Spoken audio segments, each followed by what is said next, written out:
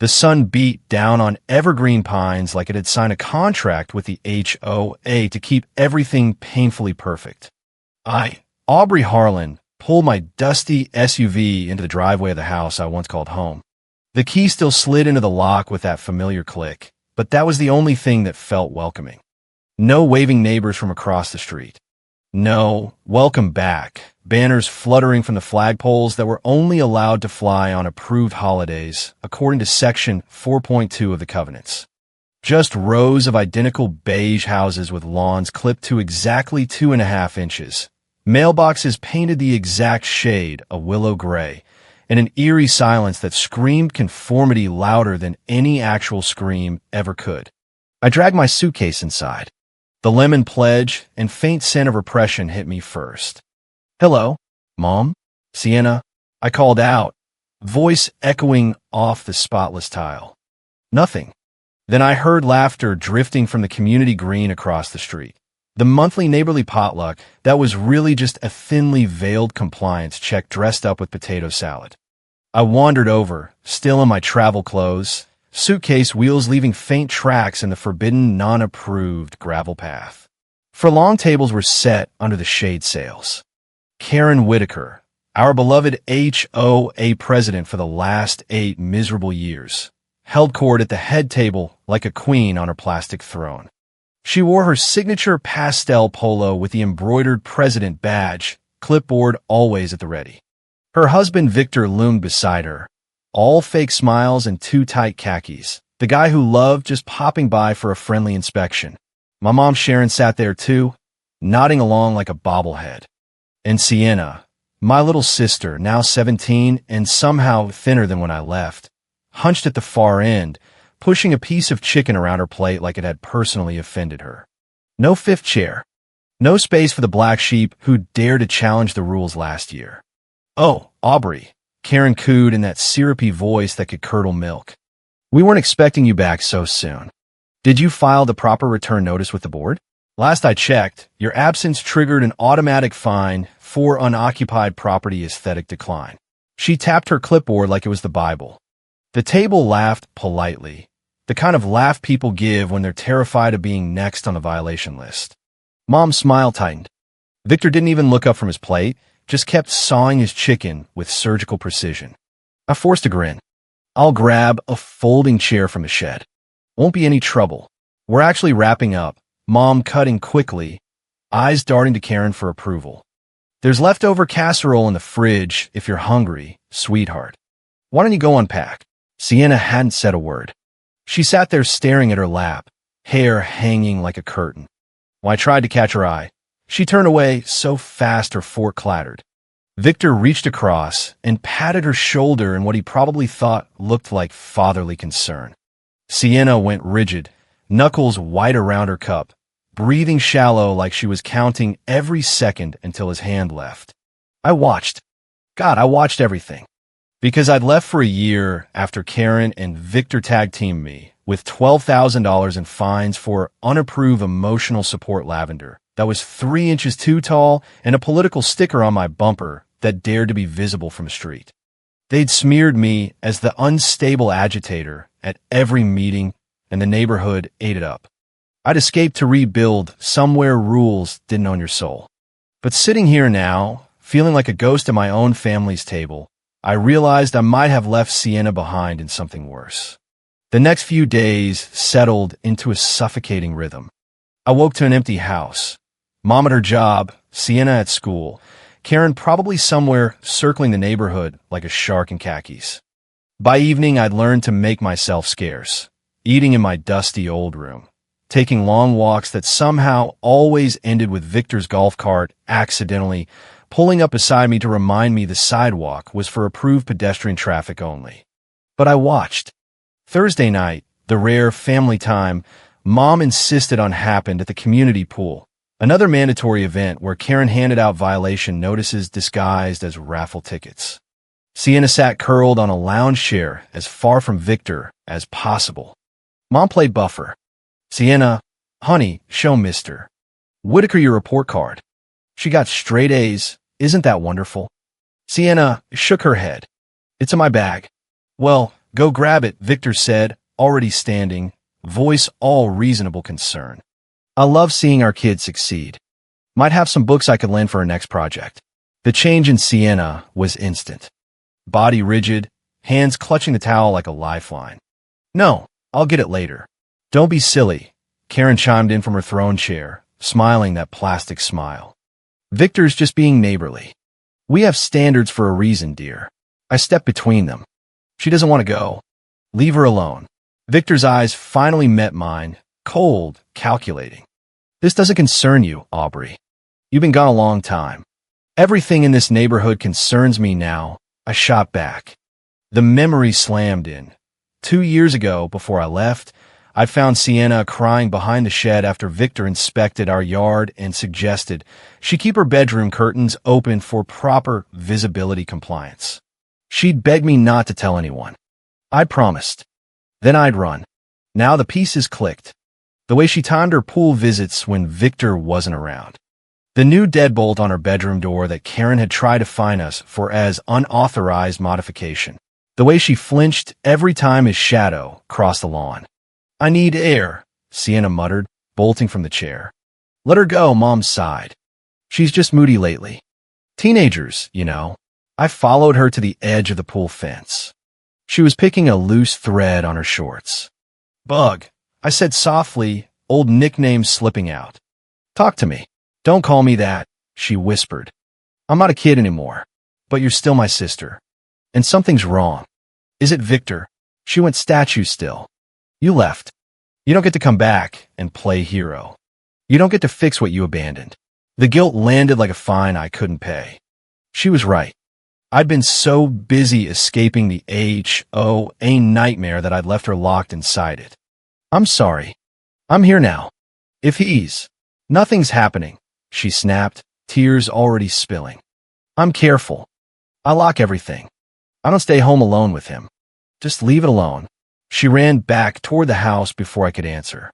I stood there until the sky darkened, replaying every flinch, every forced smile, every absurd rule Karen and Victor used like weapons. The truth had been screaming at me the whole time. And this time I wasn't running. Sunday night the house was quiet except for the low hum of the refrigerator and my laptop fan. Mom was at her book club, the one Karen shared, naturally, and Victor was supposedly working late. I was scrolling apartment listings again, the tension in Evergreen Pines thick enough to choke on. Every meal had become a minefield of passive-aggressive comments about community standards. Every walk outside risked another violation, notice taped to my windshield for excessive tire tread marks. Then it came. A muffled scream from next door, Victor and Karen's house, sharp and raw, the kind that cuts straight through your ribs. Not loud enough for the whole street, but unmistakable if you were listening. If you've been watching for weeks. Sienna. I was on my feet before my brain caught up. The backyard gate between our properties had never been locked. Another one of those neighborly trust rules that only worked for the Whitakers. I pounded on their back door. Sienna, open up. Silence for 5 agonizing seconds. Then Victor's voice, calm as a real estate brochure. She's fine, Aubrey. Go back to bed. Just a nightmare about school. Open the damn door, Victor. I know she's in there. The lock clicked. Victor stood there in his robe, looking mildly irritated, the picture of concerned neighbor. Behind him, Sienna sat on the edge of their guest room couch, clothes askew, face blotchy, eyes red. See, he said smoothly. Panic attack. Happens to teens. We were just talking her through it. I pushed past him, phone already dialing. I'm calling 911. My sister is being hurt. Aubrey, don't be dramatic. Karen's voice floated down the stairs, sweet and poisonous. You'll upset the whole neighborhood. Think of property values. The operator answered. I rattled off the address, voice cracking. My sister's in the HOA president's house, and I heard her scream. He won't let me see her properly. Sirens grew in the distance. Victor's mask slipped just enough for me to see the venom underneath. You have no idea what you started. Your mother will never forgive you. Blue lights flooded the street. Officers swarmed. They separated us. Victor to the living room, spinning his concerned citizen story. Me to the kitchen, Sienna taken aside by a female officer. I spilled everything. The flinches, the locked doors, the 2-year-old laundry room crying I'd ignored, the scream that had sent me running. The detective nodded, but kept asking, "But you didn't actually see anything physical?" I heard her. I saw her face. That's enough. Mom arrived 20 minutes later, dragged from book club by another patrol car. Her face was pure fury, but aimed at me. "What have you done?" she hissed, rushing straight to Victor's side. "This is insane. Sienna has anxiety." Victor was helping her. "The neighbors are watching. This will be all over the HOA chat by morning." Officer Wade emerged from talking with Sienna. "We need her at the station for a formal statement. You can accompany her, Mrs. Harlan." Mom protested the whole way out the door, still clinging to Victor like he was the victim. I watched them drive off, heart hammering. Victor caught my eye as the taillights faded. "You think you've won? She won't say a word. And when this blows over, you won't be welcome here anymore." I sat in the dark living room until 2 a.m. When they returned, Mom's arm around Sienna, who looked smaller than ever. The second the lights flipped on, Mom whirled on me. "Pack your things. You're out by morning." "You've traumatized her for nothing." Sienna stood frozen, eyes on the floor. "I told them the truth," she whispered. "Just a panic attack." Victor was helping. "You misunderstood." The words hit like another fine I couldn't pay. Mom's face lit up with triumph. "See, you've always hated that I'm happy here. You've always tried to poison everything. I tried one last time. Look at her, Mom. Really look. I'm looking at a girl who's been through hell tonight because her sister is unstable." Sienna flinched at the yelling, then bolted upstairs. I heard 3 deadbolts click, one for each layer of fear the Whitakers had built. "You need to leave," Mom said coldly. "This is my home now. You made your choice." Victor stepped forward, all fake magnanimity. "For what it's worth, I forgive you. I understand you thought you were protecting her." The performance was Oscar-worthy. Mom melted against him, murmuring how patient he was. In my room, I threw clothes into the suitcase while my mind raced. The police had closed the case. Mom had chosen her side. Karen was already texting the neighborhood group chat about disturbing false accusations that threaten our peaceful community. But I'd heard that scream. I'd seen Sienna's face. And I wasn't done. The motel on the edge of town became my war room. Peeling wallpaper, a bed that squeaked like it was filing its own violation, and a desk covered in printouts of every absurd Evergreen Pines rule. No flags on Tuesdays. Grass height measured with a certified HOA ruler. Curtains must be neutral tones only. 3 weeks of dead ends. Officer Wade had met me off duty. Without Sienna's cooperation or hard evidence, my hands are tied. Victor was cooperative. No priors. Your sister denied everything. The school counselor stonewalled me too. Your mother made it clear you're not to contact Sienna. I tried everything. Parked outside school, messaged her old friends, until Mom changed her number and warned everyone off. Then I remembered Victor bragging once about the state-of-the-art community surveillance system he'd install for everyone's safety. Cameras everywhere. Cloud storage. Karen controlled the admin access from her home office. A mysterious email landed in my inbox at 3 a.m. Check the community center storage closet. He doesn't know I found a backup drive. Timestamp said she'd risked sending it while everyone slept. I had 1 hour tomorrow. Mom at Pilates, Victor at his fake job, Sienna at drama club. The spare key to the community center was still under the fake rock by the roses. Some things never changed. I waited until 5:45 p.m., then slipped inside. The pull-down ladder to the attic storage groaned. I climbed, phone flashlight cutting through dust. Behind boxes of old meeting minutes sat a small black hard drive blinking innocently. I grabbed it and was halfway down when I heard the front door open early. Footsteps, Victor's heavy tread. "Sienna, your bike's outside." Skipping drama club again. I slid under a folding table just as he climbed the stairs. His voice turned silky in the empty building. "We need to talk about Sunday night. About what you told the police. Your mother will be so disappointed if she finds out you're causing drama again.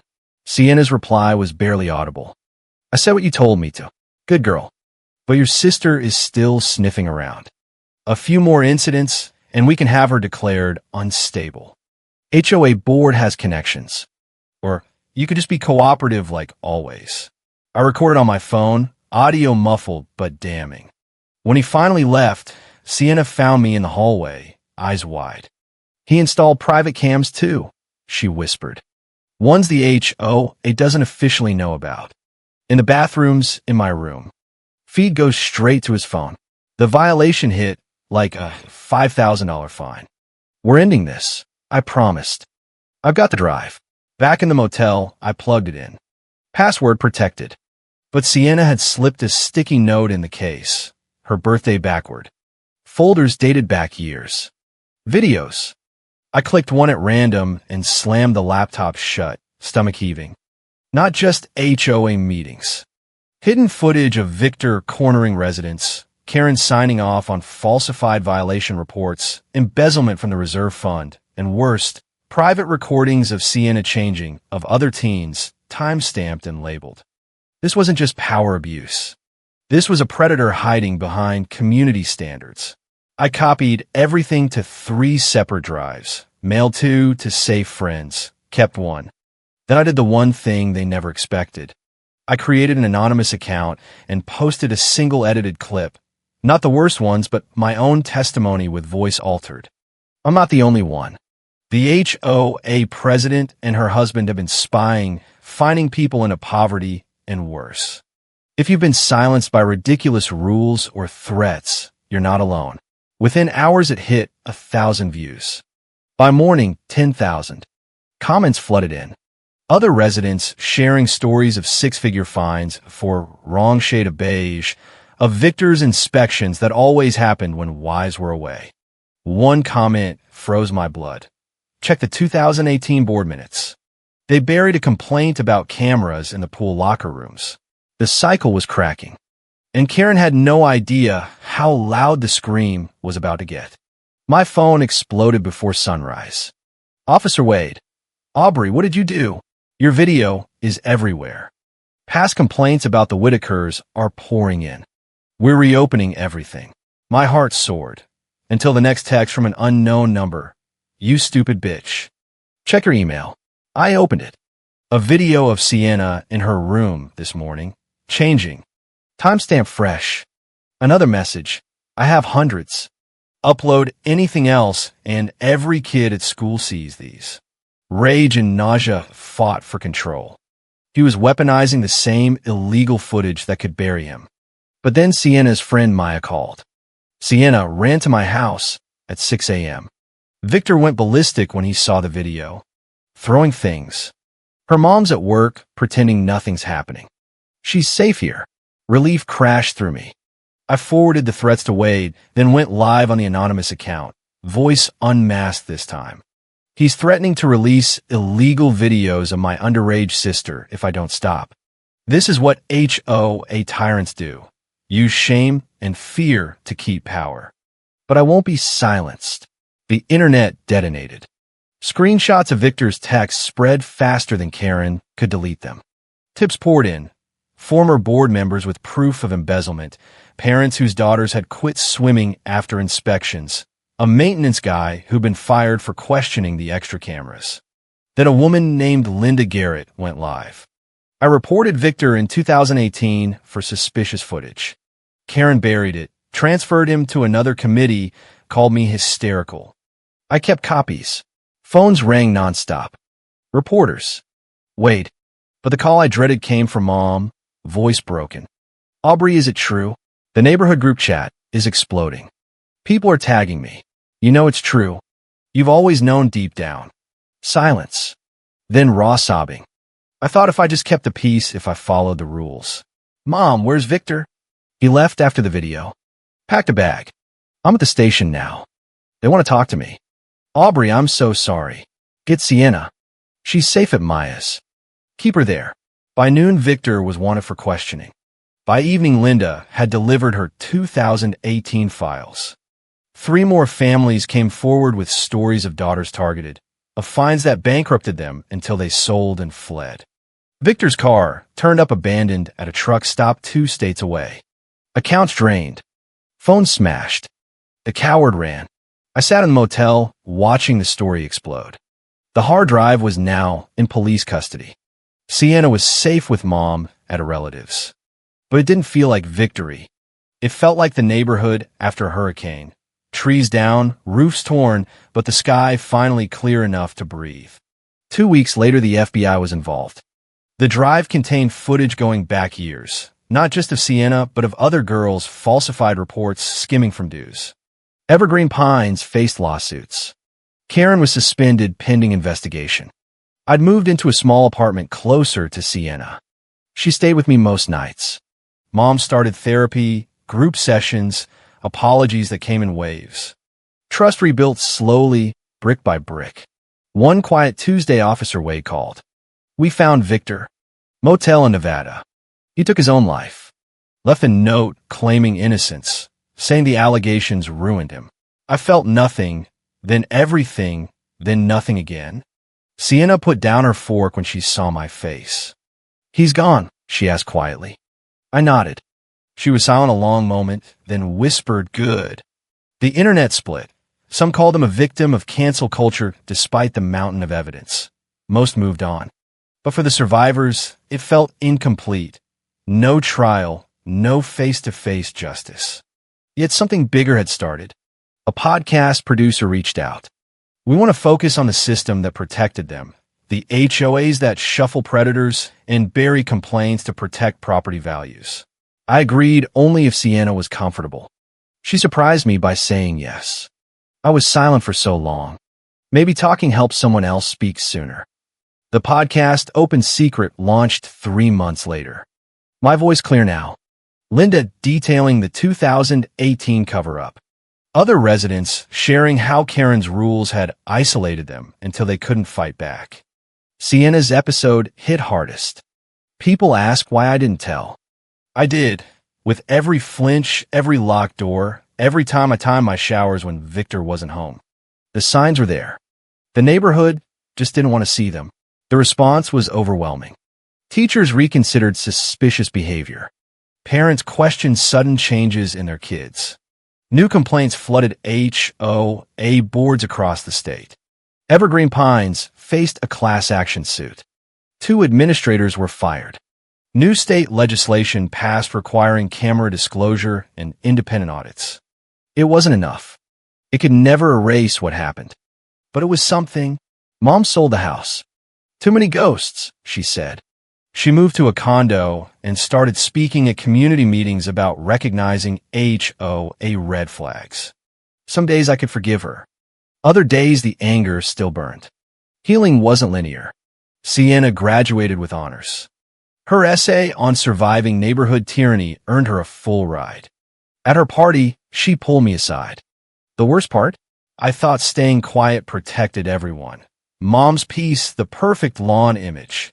I thought my silence was noble. You reminded me I still had worth. We hugged, crying in the middle of the celebration. You saved yourself, bud. You sent me that email about the drive. You're the brave one. Later that night, I thought about justice. Victor never faced a courtroom, but his legacy was ashes. Karen lost her presidency in a public board meeting where residents stood up one by one, waving violation notices they'd once feared. She'd screamed about standards until the microphone was cut. The crowd cheered. The cycle was breaking. 6 months later, a text from an unknown number, a girl from the next subdivision. She'd heard the podcast, told her parents about her own HOA enforcer. They were pressing charges. The cycle stops with us, she wrote. I saved it for the hard days. The monsters wore polo shirts and clipboard smiles now. But we were louder. We were the ones who finally screamed back. The courtroom was packed the day Sienna testified against the Evergreen Pines HOA board 2 years later. She was 18 now, poised and powerful in a simple black dress that made my chest ache with pride. I sat front row, our hands finding each other when she took the stand. The system didn't fail me, she said. looking straight at the former board members who'd enabled Karen and Victor. It worked exactly as designed, to protect reputations, avoid lawsuits, keep the lawns perfect while people suffered. Every adult who saw the signs and stayed silent made a choice. Today I'm making mine. Her testimony lasted 2 hours. She detailed not just the illegal cameras and threats, but how Karen's standards had isolated families until no one dared speak. Linda's evidence proved they'd known for years. The jury awarded damages that funded counseling for dozens of survivors and 4 statewide HOA reforms. Schools and communities started mandatory training on recognizing power abuse disguised as rules. After the verdict, we stood on the courthouse steps. Reporters surged forward, but Sienna raised her hand for silence. I want to address the kids watching. The ones timing their lives around someone who should protect them. The ones who think silence keeps the peace. Your safety matters more than anyone's comfort. Speak up. Keep speaking until someone listens. And if the first person doesn't believe you, tell another. Don't stop. That night, the 3 of us, Mom, Sienna, and me, had dinner at Mom's new condo. She'd been sober for 8 months, facing truths in therapy she'd once numbed with wine and HOA gossip. I got a call today from a national HOA watch group, she said over dessert. They wanted to speak to parents about what I missed, what I chose not to see. That's good, Mom, Sienna said carefully. We'd learned to acknowledge her progress without erasing the past. Mom looked at me. They want you to talk about believing survivors and taking action even when the whole neighborhood resists. I nodded. We'd all found purpose in the pain. A week before Sienna left for college, we cleaned out her old room together. Behind the dresser, we found her diary from 2 years ago. She read passages aloud, voice steady but tears tracking down her cheeks. Maybe if I'm perfect enough, the notices will stop. Maybe if I never complain, Victor will leave me alone. She closed the book. I'm taking this with me, not to dwell, but to remember. Silence is never the answer. Perfect victims don't exist.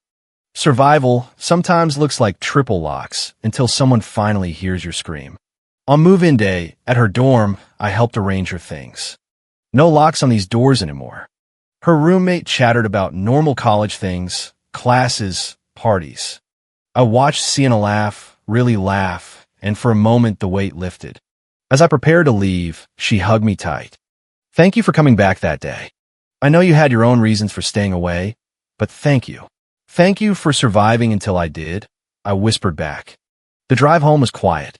I thought about Victor in an unmarked grave, Karen stripped of her title, and now selling real estate in another state under a different name. The system was changing, slowly, grudgingly, but changing. Justice isn't clean. It's messy and late and painful. But it's worth it. My phone buzzed. Officer Wade, now training departments on HOA red flags. Another district just adopted our protocols. That's 15 now. The ripples keep spreading. I smiled, thinking of Sienna starting fresh, Mom speaking hard truths, every survivor who'd found courage in our story. Karen and Victor had tried to destroy us with rules and silence. Instead, they created an army of voices that refused to stay quiet. The cycle stops with us. With every person who listens, who believes, who acts. With every institution forced to rewrite the bylaws. With every kid who grows up knowing their voice matters more than any HOA president's clipboard. I pulled into my apartment complex as the sun set. Tomorrow I had 3 podcast interviews, a meeting with legislators about mandatory camera disclosure laws, and dinner with a survivor support group. My calendar was full of a purpose I never asked for but couldn't abandon. Inside, a package waited, no return address. I opened it carefully. A photo of Sienna at graduation, diploma raised high, smile real and bright. On the back in her handwriting. For the sister who taught me that screaming is sometimes the bravest thing you can do. Love, Bug. I propped on my mantle next to our childhood photo. 2 girls before the rules, before the cameras, before the screaming. 2 versions of us, separated by trauma, but connected by survival. by love that refused to let go, by voices that refused to stay silent. The monsters were pastel polos now. They hide behind property values and community standards. But we are real too. Survivors and sisters and mothers who finally see. We are the army they never expected, armed with truth, fury, and the unshakable belief that no one should live in fear inside their own neighborhood. The cycle stops with us, and we will not be silent anymore. Thank you for listening to this story. I know it wasn't easy to hear. These HOA horror stories never are, but they need to be told. And more importantly, they need to be heard. If you're listening from your car, your perfectly compliant driveway, or maybe late at night when the neighborhood is finally quiet, I'd love to know where in the world this story has reached. Drop a comment below and let us know where you're tuning in from. And if this HOA Karen tale resonated with you, if it made you think or feel or remember that one ridiculous fine that still stings, please subscribe to the channel and share your own thoughts. Your voice matters too. Every story shared, every comment left, every conversation started brings us closer to a world where neighborhoods protect people, not power. If you're dealing with your own HOA nightmare, petty rules that feel like chains, a Karen with a clipboard who thinks she owns your soul, or worse, hidden cameras and threats disguised as inspections, no, you're not alone. Start documenting everything. Save every notice. Record every friendly visit. Reach out to neighbors quietly. The system only works when we stay silent. In the months after the verdict, Evergreen Pines changed its bylaws. Cameras now require full disclosure and resident approval. Fines are capped and must go through an independent review. Karen's name is still whispered at block parties, but now it's with eye rolls instead of fear. Victor's gone, but the lessons remain. Sienna calls me every Sunday from college. She's thriving, joining advocacy groups, speaking on panels about digital privacy and power abuse.